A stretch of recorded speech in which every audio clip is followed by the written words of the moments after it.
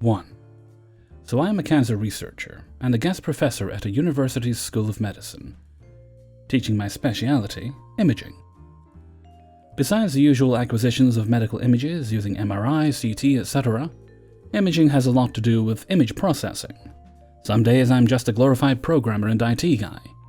And as anyone who has ever programmed anything will tell you, coding is a very personal activity. With enough experience, you can tell who wrote what just by looking at the lines.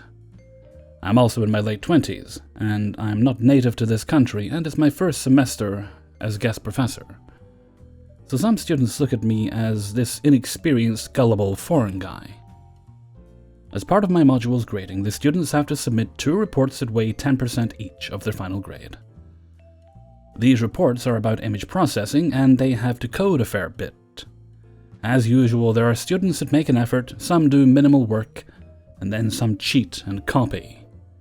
As I was grading the reports, I noticed a small group of students who found reports from previous years online, and literally copy-paste those reports, changing only their name. It was a facepalm moment, because those reports were not even good, and had a lot of errors. You see, in order to establish a baseline for my grading, I browsed previous year's reports so I knew what to expect from the students of this module. Naturally, I graded them all with a 0 and kept working my way through grading the reports I had left. Meanwhile, the students casually asked me in the halls how were the reports. Of course, I can't comment on that until I see the grades. One time, this dude who has copied from another report 98% match on plagiarism checker asks me when I will release the grades and comes up with this story that he worked really hard on his reports, that his exam hasn't gone so well, and he is hoping that the grade on his reports are enough to get a pass. I mean, submitting another person's work as your own is very wrong, but it was an online submission and impersonal. Right now, he was just lying through his teeth into my face. I could feel my blood boiling, but I didn't lose my composure and decided to come up with a plan. I knew that my exam was the last exam of the semester, and that after the students usually go home for family vacations while they wait for their grades to be posted online. So I graded the exams and put their grades into my Excel with their report grades.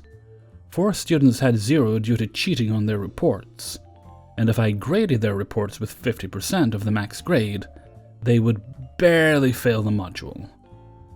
But they would fail nonetheless, so it was on. In order to be fair, I bumped everyone else's grades. A bunch of people with miserable reports ended up barely passing because of my grade bump. But even though their reports were bad, it was their own work and not copied from anywhere. If anyone is wondering why I did that, I made the judgment call to bump up some grades of some students who had good exams, and the report grade was pulling them down. They clearly knew the topics and studied. Their report was just not very good. So I decided that given that if it wasn't for the report they would pass, to bump it up a bit to allow them to pass. Most of them went from failing at 49% to passing at 50% on their overall final grade. You see, students are entitled to make an appointment to review their grades after publishing and before the grades are locked for the year. Basically, they sit with me, we go through their exam and reports, and their goal is to convince me to give them extra points in hope that they pass the module. I knew the cheaters would come after all. They think they fooled me once already, and they still have half the report's points to bargain for, so I just waited for their emails. Lo and behold, they write me the same day the grades go online, saying how hard they have worked on the reports and that they don't understand how they only got 50%, and that they wanted an appointment. I was ecstatic. Sure, let's review your grades. Do you remember that my exam was the last one? Well, they were already on vacation, some very far away, and begged me for an online appointment. No can-do university policy. Moreover, you have 3 days to show for your appointment, otherwise the grades are locked, also university policy. So here they come, cutting their vacation short and catching planes. Some spent hours here in buses and trains to make it on time. I know that many of you are thinking, they come, I show them the plagiarism checker results, and reveal that I know that is not their work and send them on their way. Well, I considered it, but had something better in mind. Those appointments usually take 10 minutes. I show them their work with my notes on what's wrong and right, and they try to find some inconsistencies in my grading and bargain for more points. I am giving you the opportunity. So one by one they sit with me individually, and I go through their exam and reports. Remember that they copied the reports, and copied bad ones with a lot of errors. I ask questions, lots of them. Why did you do this? What is your reasoning for this? They don't know. It's not their work.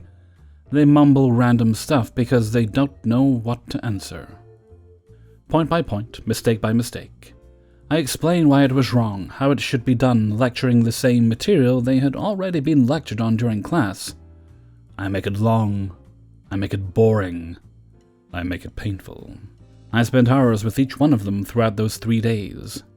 They always came with the same, "I worked so hard on this," and a little smirk on their face because they thought that it should be really easy to fool me. The gullible foreigner again. As the hours go by and I am walking through the errors one by one, I could see their expression change, little by little, their hopes of passing being slowly crushed. And when they realized that I knew they cheated and I wasn't going to give up any extra points. At this point, they tried to cut short their appointment and leave. I wouldn't let them. "We need to finish the review of your grades, it's university policy." And I just kept going, extending their misery for one more hour or two. It was legal torture, plain and simple. It was glorious. At the end, every single one of them left with a crushed soul look in their eyes and a fail in my class. They knew that I caught them, that I baited them, and they fell for it. They ruined their vacation and their family vacation, spent money to travel back and forth, wasted precious summertime, got bored to death, and have nothing to show for it. And next year they will have to repeat the module with me. I hope you enjoy your summer. See you next year. This was in the EU, not the US, if anyone's wondering. I took the matter to my boss, who is their course director, and he told me to not report them because the university wants to avoid any kind of legal action at any cost. I couldn't even accuse them of cheating.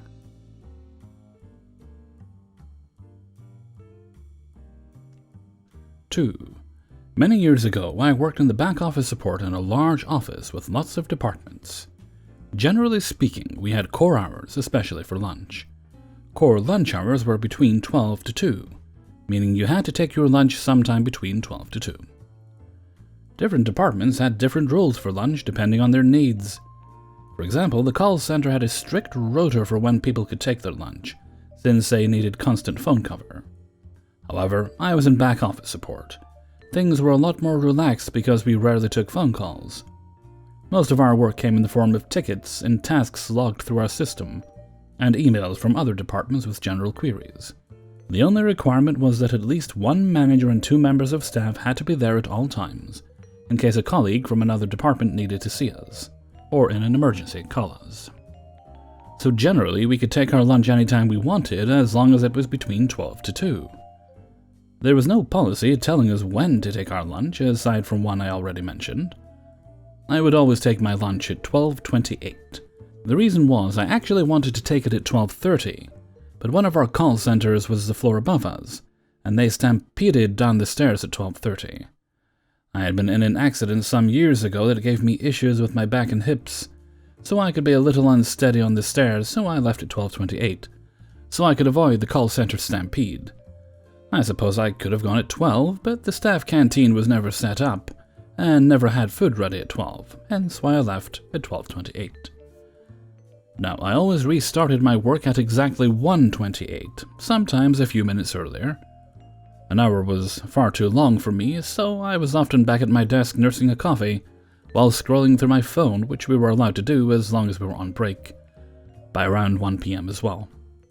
However, if a colleague came to me and asked for help, I always helped, and just added the time I was helping them to my lunch. So if I spent 10 minutes helping a colleague, I'd come back at 1:38. All this would be logged in our timesheet. I wasn't doing anything outside of policy, we were allowed to do this. Anyway, one of my colleagues had obviously noticed, Mindy. Mindy considered herself to be the queen bee of the office. Everything had to be done her way, she was perfect, and she always tattled on people for petty stuff. Like that one of her colleagues used too many staples, or that colleagues were literally a few minutes late. Or took too many pee breaks. She literally had a tally of how many drinks and pee breaks everyone took so she could tattle. She even once tried to tattle and say one of my colleagues came in drunk and she could smell it on her breath. What she could smell was Lemsip and cold meds. The colleague she was tattling on had a cold. Unfortunately, Mindy was also our manager's favorite employee, so she got away with a lot. So she tattles to our manager about how I'm always leaving for lunch 2 minutes early, and yet often come back late. My manager tears me a new one for this. I explain to him that the times I come back late are when I've helped a colleague and he should see it logged on the sheet. I also explain why I leave at 12:28. He then yells, "Yes, well, whether it's 2 minutes or not, we have core hours in this office." I say, yeah, 12 to 2. I can take my lunch anytime between 12 to 2. 12:28 is within those core hours. So he then tried to say no. In our department, we have a policy of 12:30 to 1:30 to make sure enough people are in the department. I say I've never heard of this policy. This has never been the case, but he brushes me off and says, "You take your lunch at 12:30 and come back at 1:30. You don't deal with any queries or anything that will delay you. Just take your lunch on time and come back on time. No exceptions." Okay then, that's exactly what I'll do. No matter what I am doing, even if I'm in the middle of a task, I get up and go to lunch. Even if I'm at my desk and a colleague comes to me, I tell them I am on lunch and to come back later. And surprise, surprise, Mindy comes along with an urgent query at 1:10. I look her dead in the eye and say, "Sorry, I'm on lunch." She storms off to her manager to tattle on me. I get called into his office because she had lodged a complaint against me for bullying her and being uncooperative.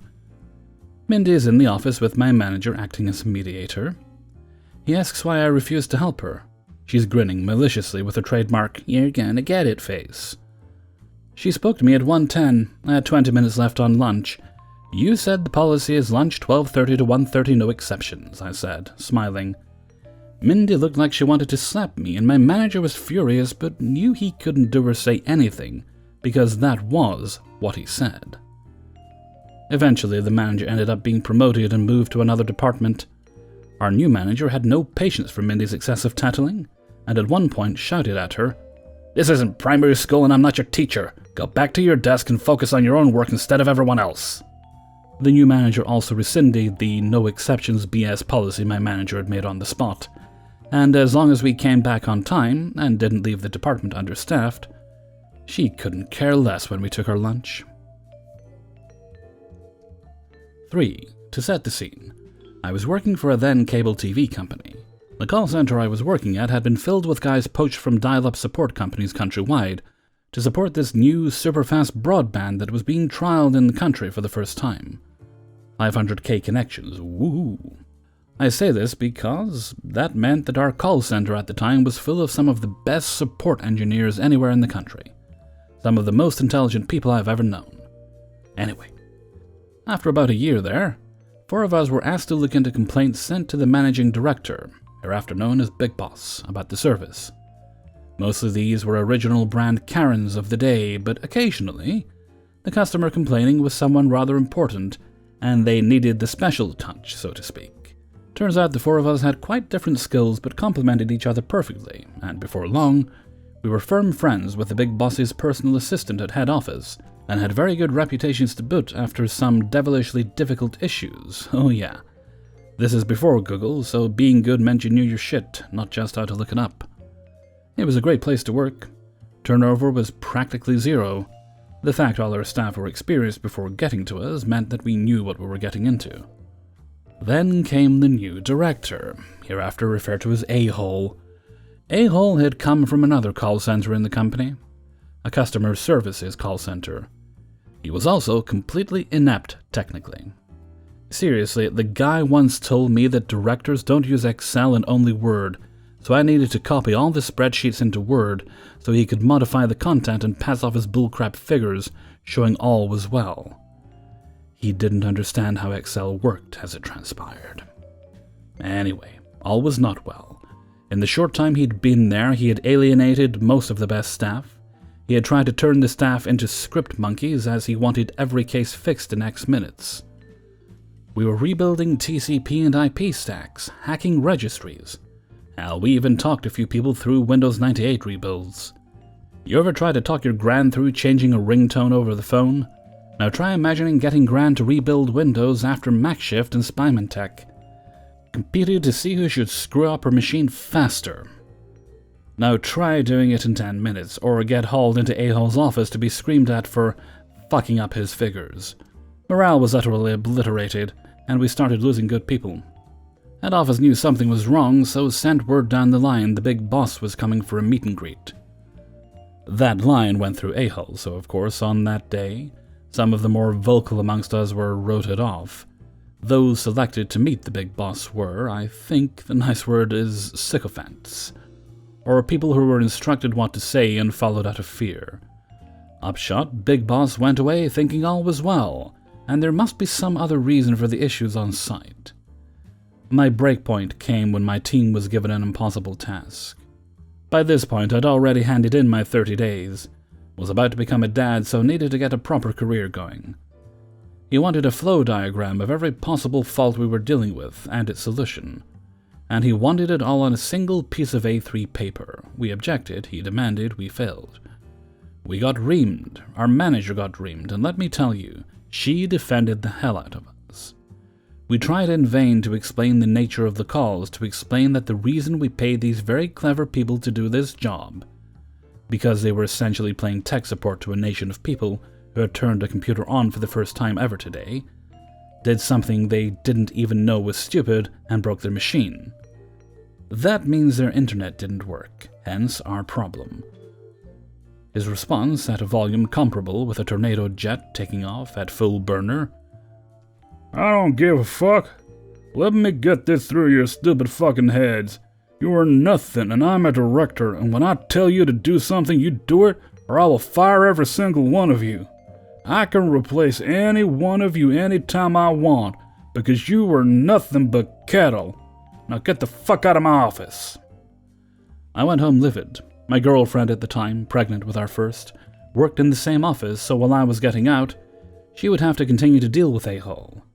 Knowing how he intended to treat my friends and family, I needed to do something. I didn't have a clue what I could do. Friday, I go into work, ostensibly to say my goodbyes and do an exit interview, paperwork and such. One of those goodbyes was a phone call to Big Boss's PA. Me saying goodbye was a shock because I'd been expressly forbidden to tell them over the previous month by, you guessed it, A-hole. She wanted to know why I was leaving. I told her. She asked me if I minded her telling Big Boss what I had said. I'll be honest, I didn't seriously believe anything would come of it. But what the hell, I thought. Sure. I'll get back to you soon. And she's gone. 20 minutes later, she calls me and says Big Boss wants to talk to me, so can he have my personal mobile number? I give it, and sure enough, minutes later the big man himself calls. The next 30 minutes is spent detailing why I was leaving. Why he had lost nearly 100 people already and had 18 resignations that week alone. Why didn't I hear about this when I was there the other week? So I related the little personnel shuffle, and the threats. This was my moment, and I tell you, I carped the hell out of that DM. Look, Big Boss, I get all you have is my word, and I could just be some disgruntled dipshit, but my friends and family are going to have to work there after I've gone. And by family, I mean my pregnant girlfriend, so I have to do something. If you want to find out the truth, here's what you do. 1. Turn up on site unannounced for a day. 2. Send out your own email to the site as soon as you arrive, giving no time for A-hole and his cronies to get to anyone. Tell them to come to you if they have any concerns. 3. Here is a list of people that should corroborate much of what I've said. The rest, it's up to them if they want to do something. Then decide if I'm a dipshit. After a bit more chatting, the call ended and I went back to say goodbye to everyone. I told a few people, including my manager, what I'd done, and told them if Big Boss did turn up, to get in there and tell him what's going on. Then I bid them all farewell, and said I would see them all at the mass leaving do at the end of the month. I'm at my new job the Tuesday after, and I get a text from the girlfriend. Holy shit, Big Boss is here unannounced. More texts from other ex-colleagues saying pretty much the same thing. From what I gathered afterwards, Big Boss did exactly what I suggested, and it played out pretty much as I thought it might. There was a queue, a long one. That night, A-Hole was summoned to Big Boss's impromptu office, and after that meeting, he went home. He was never seen again. I did get a call from Big Boss. He can't discuss details, but I'll be very pleased to know I'm not a dipshit. Leaving Do was pretty cool too, I think. On entry, I was told I wouldn't be paying for a single drink that night. From there, my memory goes from fuzzy to total blank. The hangover the next 2 days was brutal, but totally worth it.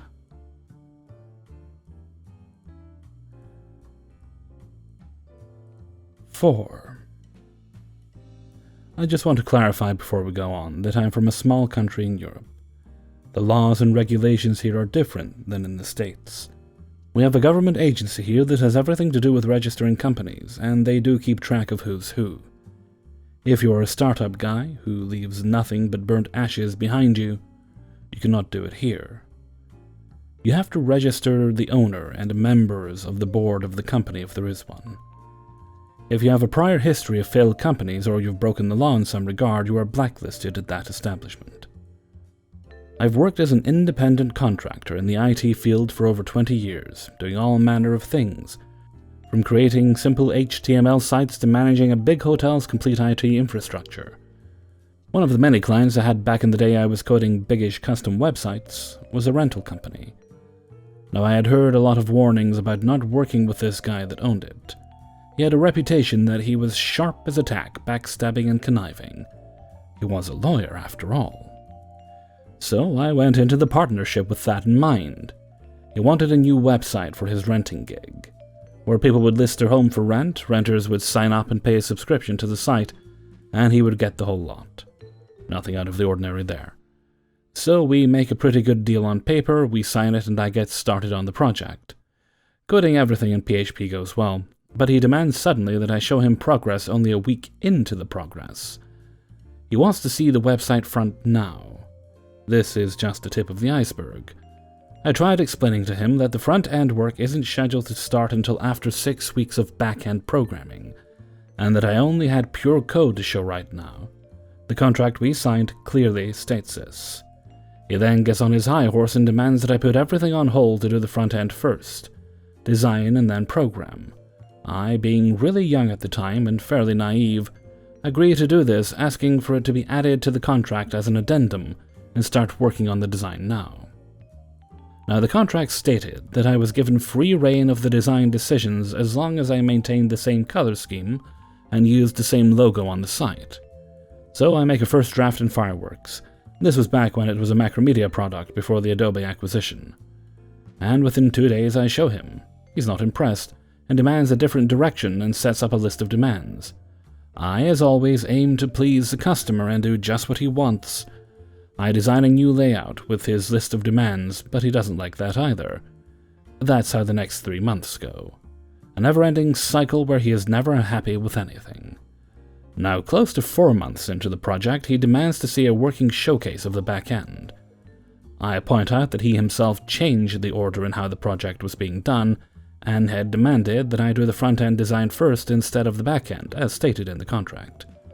Which he now turns on me and says, "Yes, the contract we both signed says you will have a working back-end to show me at the end of the month. If you don't honor that, I will take my business elsewhere and seek compensation for your lack of professionalism." Okay, I now have 12 days to do a back-end for the site. So I get a friend to help me and we work tirelessly through the weekend, and I have a good base to work from in 9 days. Mind you, at this point, he has only paid the security on the contract about 5% of the total price, and has shielded himself from paying by hiding behind, "Well, if you can't honor the contract, why should I? Finish the work and I'll pay as per the contract." Remembering now all the warnings I had heard about this guy, I decided to add a special function to the code just to be safe. More on that later. So, now it's the end of the month. We have a front-end design he is okay with, a back-end that has been finished to about 85% of what is required according to the contract, and I still have 1 month left to finish everything else. Time for show and tell.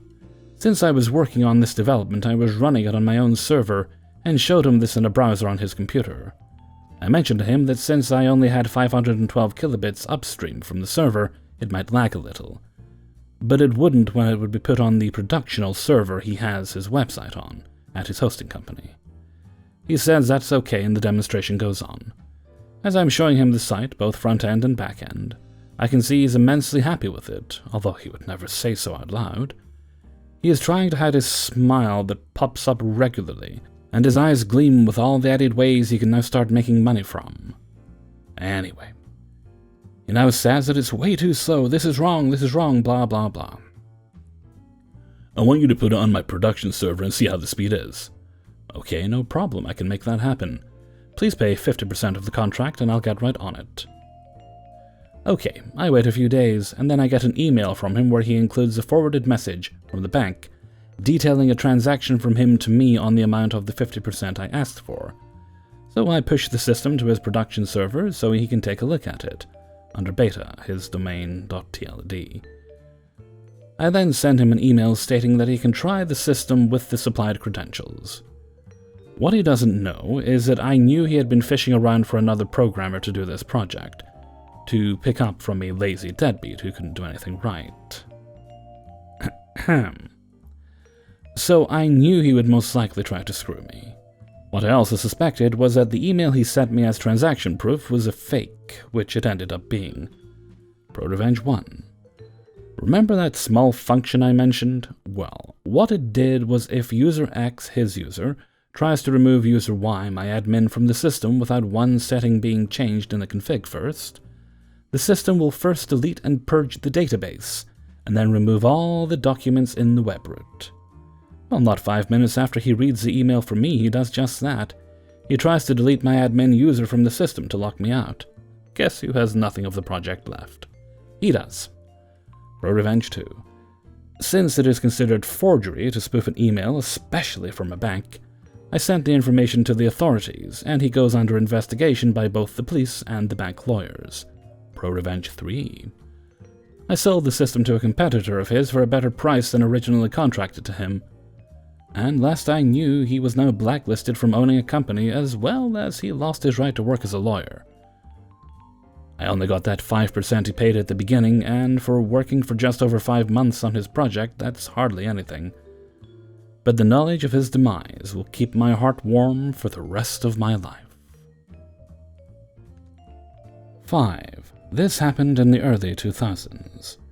I used to be a freelance front-end dev and search engine optimization guru. Back then, getting on the front page of Google was pretty simple.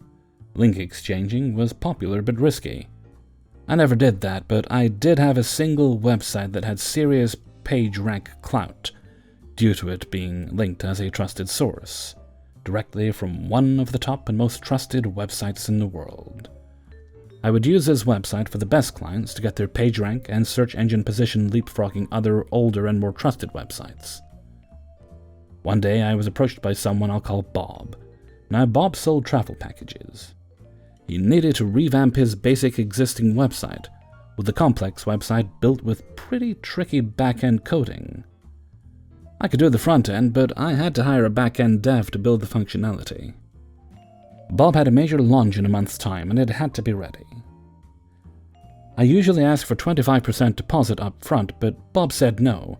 He was stung by the last dev and wasn't going to lose any more money. Now, from the moment I met Bob, my gut was telling me that this was going to end badly. The problem was I needed the money, and it was worth quite a lot of money for me in the dev. I skipped the deposit on the promise he paid in full before it went on his server. Bob agreed. For an entire month we worked day and sometimes all night to get this done in his time frame. With a day to spare, we had it done, and I'd never been so proud of what we had achieved. I was honestly excited to show Bob. The next day I sent the link to my test server and he phoned me to discuss it. Bob said everything looked good, but he was worried his server's PHP version may be too old to run it. I assured him it would, but he said he was too scared it won't and we should scrub our hands of it. We went backwards and forwards, but he was insistent the site has to be uploaded and tested on his server before he parts with a penny. I chatted with my dev. He didn't like it either, but agreed we would upload our work onto his server. Bob gave me the FTP details and server login, and I uploaded the site. I told him it was live, and then nothing. I sent several emails and then phone calls. The emails went unanswered, and the phone went to voicemail. Sensing a major problem, I rushed to my computer, fired up my FTP program to delete our work on his server, and access denied. He had locked us out, and the following day went live with our work. For several days I tried phoning until one morning he answered the phone and said, "Listen, I'm not going to ever pay you and there's nothing you can do about it." Then Bob hung up. Rage was a good word for my feelings. I was shaking while I still held the phone in my hand. For the next hour my range of expletives was growing in complexity. As I sat there figuring out what to do, it hit me. Revenge will be mine. I registered a new domain name, which was Bob's Travel Domain plus sucks at the end. If Bob's website was called bobstravel.com, I had purchased bobstravelsucks.com. I uploaded our work, basically an exact mirror of his live website, onto my new domain. I used my all-powerful megapage rank domain to link to my new sucks domain. Within a month, my website jumped above his website in Google for every conceivable search phrase you would use for the packages he sold. No matter what you typed in, my site was the first result, and his was always below mine. During that month, I created a second website, which was Bob's full name with sucks at the end. On this second website, I posted what happened, screenshots of his emails, and warning everyone what a conman he is. Bob had a somewhat unusual first and last name. Again, within a month, my website was above his own personal website. I then forgot all about it. About 4 months later, I get a cease and desist email from a solicitor's firm. A quick Google showed the solicitor's firm was made up and didn't exist. I reply back with, "I'm not ever going to take them down, and there's nothing you can do about it." Every now and then, I'd get emails from people he had conned by taking their money for a travel package, but never booking their package. I'd put those on both my websites, making sure those juicy important keywords, his full name and company name, were spread across each negative review. A few more months pass, and I get an enormous email linking to a new domain called My Name Sucks. I'm told to remove my 2 websites, and he will remove his new one. A quick search, and what do you know, it isn't even on Google. No one could find it. I reply back for a second time with his comment to me. As each month passes, I'm getting more and more people emailing me telling me they've been ripped off. I keep adding them to my website. Turns out the travel agency world is well regulated, and they started an investigation into Bob's company, using my website as their main tool. I get a call from Bob. Bob is not a happy Bob. In fact, Bob is more of a desperate Bob. Looking at this text now, I know you can almost hear the despair and resentment in Bob's voice. Bob pleads and literally begs me to pull the sites down. Not only is he being investigated by the Travel Agency Association, but he had some very important friends that didn't appreciate the bad press he was causing in their circles. He offers to pay me the money he owed. Nothing more, just what he owed. For the third time, and with a massive smile on my face, I say, "Listen, I'm not ever taking them down, and there is nothing you can do about it." Roll on a few months, and I discover his travel company has been removed from all travel associations. No matter what you typed into Google, my website outranked his, and all bad reviews on my website were the first thing his potential customers would see. I crippled his business so badly, it went bust. During the collapse, one of his ex-employees contacted me and told me how hard he had worked to get my website off of the first page. He had registered dozens and dozens of other domains in the hopes some would jump ahead. Little did he know, only the top dozen websites in the world could jump it. Apparently, his property was tied into loans on the failing business, and he lost his house too. It took me just about a year to turn his business from a cash cow to a dead cow. Motto of the story: if you ever think to mess with a dev, don't.